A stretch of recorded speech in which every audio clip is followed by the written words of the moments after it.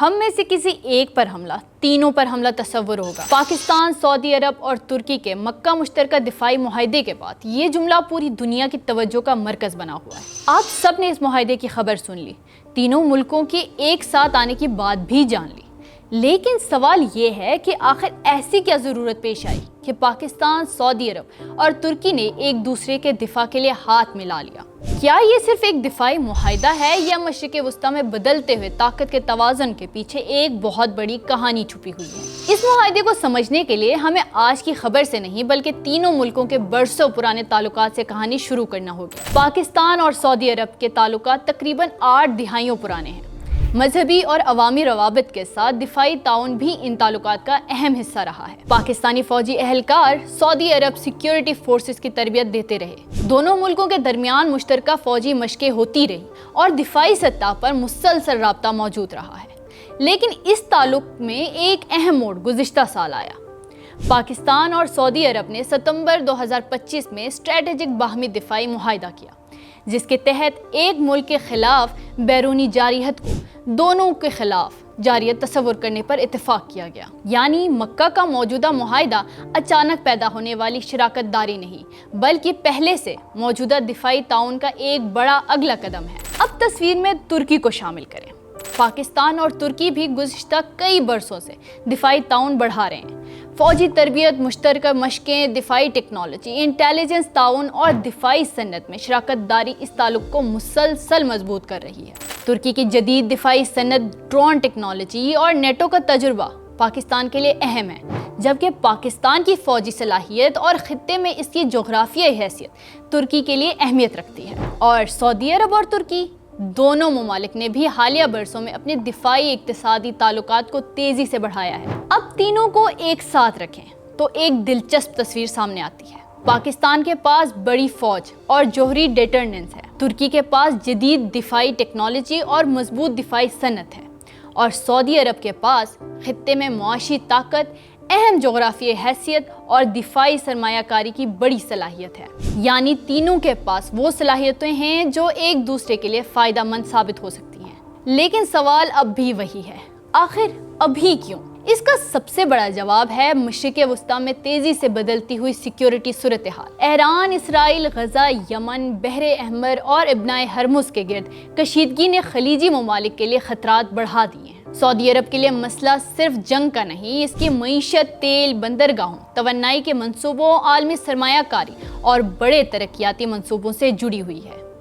اگر خطے میں جنگ پھیلتی ہے تو خطرہ صرف فوجی اڈوں تک محدود نہیں رہتا، تیل کی تنصیبات، بندرگاہیں، ایئرپورٹس، تجارتی راستے اور توانائی کی سپلائی بھی متاثر ہو سکتی ہے۔ اسی لیے سعودی عرب ایک ایسے دفاعی نیٹ ورکس میں دلچسپی رکھتا ہے جس میں صرف ایک طاقت پر انحصار نہ ہو، اور یہاں پاکستان اور ترکی دونوں اہم بن جاتے ہیں۔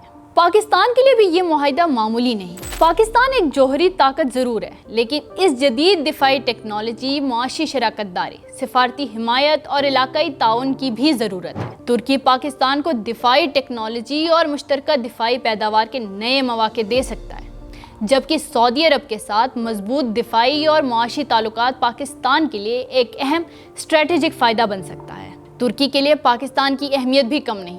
پاکستان جنوبی ایشیا کی ایک بڑی فوجی طاقت ہے، جوہری صلاحیت رکھتا ہے، اور چین وسطی ایشیا اور مشرق وسطیٰ کے درمیان ایک اہم جغرافیائی مقام پر موجود ہے۔ تو کیا یہ نیا معاہدہ اسلامی نیٹو بننے جا رہا ہے؟ یہ کہنا ابھی قبل از وقت ہے، کیونکہ نیٹو جیسا اتحاد میں مشترکہ کمان، واضح فوجی ذمہ داریاں اور ایک مکمل ادارہ جاتی نظام موجود ہوتا ہے۔ اس معاہدے کی تمام عملی تفصیلات ابھی سامنے نہیں آئی۔ مثلاً اگر کسی ایک ملک پر حملہ ہوتا ہے تو باقی دونوں کتنی فوجیں بھیجیں گے؟ کیا براہ راست فوجی کارروائی ہوگی؟ کیا فضائی دفاع فراہم کیا جائے گا؟ کیا انٹیلیجنس شیئرنگ ہوگی، یا مدد صرف سفارتی، لاجسٹک اور دفاعی تعاون تک محدود رہے گی؟ یہ وہ سوالات ہیں جو آنے والے وقت میں اس معاہدے کی اصل طاقت طے کریں گے۔ ایک اور انتہائی اہم پہلو ہے पाकिस्तान की जोहरी सलाहियत, इस मुआहदे को जोहरी इतिहाद कहना दुरुस्त नहीं होगा। पाकिस्तान की जोहरी सलाहियत इसकी अपनी कौमी दिफाई पॉलिसी का हिस्सा है। असल अहमियत इस मुआहदे की इज्तिमाई डिटर्रेंस में है, यानी मुमकिना दुश्मन को ये पैगाम देना कि इन तीनों ममालिक में से किसी एक को तनहा समझकर कार्रवाई करना आसान नहीं होगा। लेकिन कहानी सिर्फ फौजी ताकत तक महदूद नहीं, ये मुआहदा दिफाई सन्नत के लिए भी बड़े मौके पैदा कर सकता है। मुश्तरका फौजी मशक़ें, इंटेलिजेंस ताउन, drone technology, cyber security, missile defence, दिफाई पैदावार और फौजी तरबियत, ये सब शोबे तीनों मुल्कों के दरमियान मजीद ताउन का रास्ता खोल सकते हैं। पाकिस्तान के लिए तुर्की के साथ दिफाई पैदावार में ताउन अहम हो सकता है। तुर्की के लिए सऊदी सरमायाकारी और एक बड़ी दिफाई मार्केट अहम है, और सऊदी अरब के लिए पाकिस्तान की फ़ौजी सलाहियत और तुर्की की जदीद दिफाई टेक्नोलॉजी एक इजाफी सिक्योरिटी नेटवर्क फराम कर सकती है। लेकिन हर इत्तेहाद के साथ चैलेंजेस भी आते हैं, और यहाँ सबसे हसास सवाल है ईरान का। तीनों ममालिक का कहना है कि ये मुआहदा किसी खुसूस मुल्क के खिलाफ नहीं। तुर्क सदर रजब तैयब उर्दवान ने भी वाज़ेह किया कि ये मुआहदा किसी मुल्क के खिलाफ नहीं है। लेकिन ईरान के लिए ये सवाल अहम ज़रूर होगा कि क्या खित्ते में एक ऐसा दिफाई ब्लॉक उभर रहा है जो मुस्तकबिल में इसके खिलाफ इस्तेमाल हो सकता है। पाकिस्तान के लिए ये सूरत-ए-हाल ख़ास तौर पर हसास है, क्योंकि पाकिस्तान ईरान का हमसाया भी है और सऊदी अरब का दिफाई शरीकतदार भी। इस्लामाबाद के लिए ज़रूरी होगा कि वो ईरान को ये यकीन दिलाए कि ये इत्तेहाद इसके खिलाफ नहीं है। दूसरी तरफ इसराइल भी इस नए दिफाई ताउन को नज़रअंदाज नहीं कर सकता, ख़ास तौर पर ऐसे वक्त में जब मशरिक़ वस्ता में ताकत का तवाज़ुन तेज़ी से तब्दील हो रहा है। लेकिन यहाँ एक अहम बात समझना ज़रूरी है। पाकिस्तान, सऊदी अरब और तुर्की ने फ़िलहाल ख़ुद को किसी नए जंगी ब्लॉक के तौर पर पेश नहीं किया। इनका मौक़िफ़ ये है कि मकसद इज्तिमाई दिफा, डिटर्रेंस और इलाकाई इस्तेहकाम है, और शायद यही इस मुआहदे की असल हकीकत अमली है। एक तरफ तीनों ममालिक एक दूसरे को दिफाई तहफ़्फ़ुज़ की यकीन दहानी करा रहे हैं, और दूसरी तरफ बराह रास्त किसी नए महाज में दाखिल होने से गुरेज भी कर रहे हैं। अब सवाल है, इस मुआहदे का मुस्तकबिल क्या होगा? अगर ये सिर्फ एक कागज़ी मुआहदा बनकर रह गया तो इसके असरात महदूद होंगे। लेकिन अगर तीनों ममालिक मुश्तरका फ़ौजी मशकों, इंटेलिजेंस शेयरिंग, दिफाई टेक्नोलॉजी, मुश्तरका पैदावार और बहरान के वक्त फौरी ताउन का निज़ाम बना लेते हैं, तो ये मुआहदा वाक़ई खित्ते के सिक्योरिटी निज़ाम को तब्दील कर सकता है। और मुस्तकबिल में ये सवाल भी अहम होगा कि क्या मज़ीद ममालिक इस ताउन का हिस्सा बनेंगे। कुछ तज्ज़ियाकार मुस्तकबिल में मिस्र, कतर या दीगर इलाकाई ममालिक के मुमकिन ताउन की बात कर रहे हैं, लेकिन फ़िलहाल किसी नए रुकन की शमूलियत की हतमी तस्दीक नहीं हुई।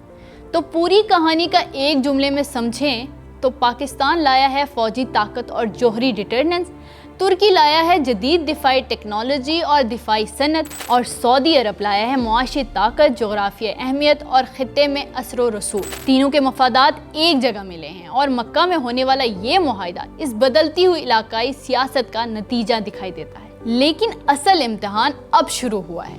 कागज़ पर लिख देना आसान है कि हम में से किसी एक पर हमला सब पर होगा। असल सवाल तब होगा जब वाकई किसी एक पर हमला होगा, तब क्या बाकी दोनों सिर्फ बयान देंगे या वाकई मैदान में उतरकर दुनिया को ये साबित कर देंगे कि एक को छेड़ोगे तो जवाब तीनों से मिलेगा।